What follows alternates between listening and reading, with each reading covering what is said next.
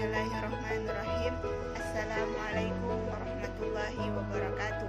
Perkenalkan, nama saya Faiza Nur Badani Hafidah dari kelas 10 IPS 1, kelompok 1, mata pelajaran Sejarah Kebudayaan Islam, guru bidang studi Ibu Ali Maraulah SPDI, tahun pelajaran 2019-2020. Saya akan menjelaskan biografi Abu Bakar As-Siddiq.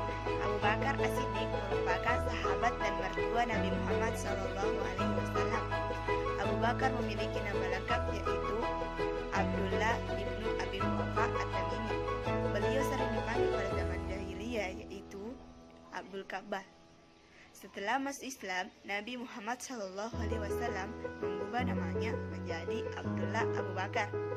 Namun sebagian orang memanggil beliau sebagai Abu Bakar karena beliau adalah orang yang paling dini atau orang yang paling awal memasuki ajaran Islam atau memeluk ajaran Islam, khususnya para lelaki dewasa.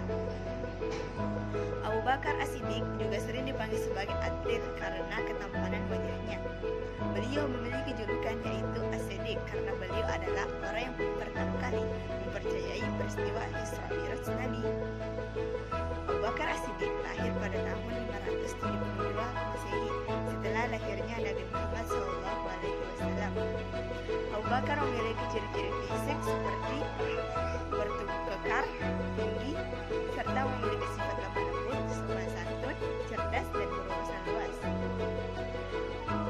Abu Bakar juga dikenal karena kedermawannya, karena beliau sering menenaturkan hartanya di jalan Allah Subhanahu wa Ta'ala.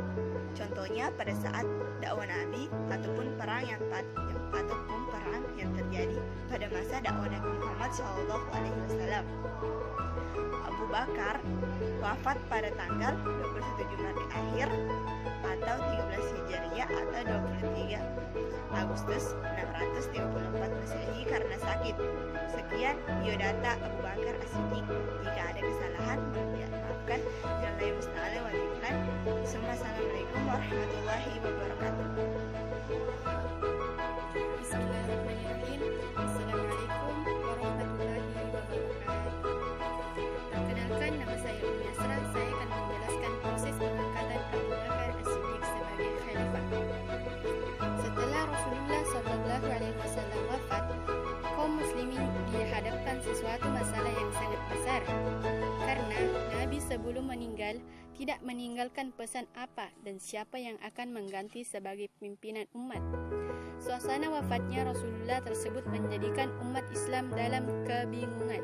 Di tengah kekosongan pemimpin tersebut, ada golongan sahabat Ansar yang berkumpul di tempat Saqifah Bani Saidah, sebuah tempat yang biasa digunakan sebagai pertemuan dan musyawarah penduduk kota Madinah. Pertemuan golongan Ansar di Saqifah Bani Saidah tersebut dipimpin seorang sahabat yang sangat dekat dengan Rasulullah SAW, yaitu Sa'ad bin Ubadah, tokoh terkemuka oleh suku Khazraj, dan golongan Muhajirin yang dipimpin oleh Umar bin Khattab di Masjid Nabawi. Mereka berpendapat bahwa kepemimpinan umat Islam dipimpin oleh golongan masing-masing. Kemudian Abu Ubaidah berkata, "Hai kaum Ansar, kamu adalah orang yang pertama menolong dan membela, maka janganlah pula kamu yang pertama meneruskannya." Dengan perkataan Abu Ubaidah yang mendamaikan inilah mengangkat Abu Bakar sebagai khalifah secara aklamasi. Pembayat umum Abu Bakar dan Masjid Nabawi pada keesokan harinya, Abu Bakar berpidato, "Wahai manusia, saya telah diangkat sebagai khalifah. Padahal saya bukanlah orang yang terbaik di antara kamu. Maka jikalau saya menjalankan tugas saya dengan baik, maka ikutilah saya. Jika saya berbuat salah, maka betulkanlah saya." Assalamualaikum warahmatullahi wabarakatuh. Perkenalkan, nama saya Jalil Mustaq. Saya akan menjelaskan tentang kebijakan Abu Bakar As-Siddiq. 1. Bahwa Al-Quran. Perang tidak banyak menimbulkan korban sebagian para penghafal Al-Quran. Kenyataan ini sangat mematikan Jika semakin banyak penghafal Al-Quran gugur, akibatnya Al-Quran bisa hilang. Menyadari hal ini, Umar bin Khattab mencatat penghafal Al-Quran pada para sahabat yang masih hidup.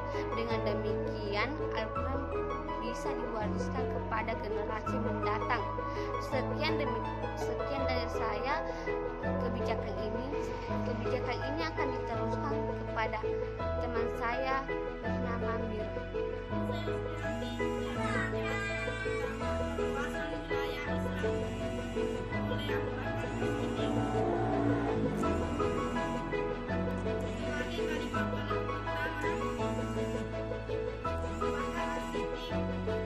Berhenti dulu.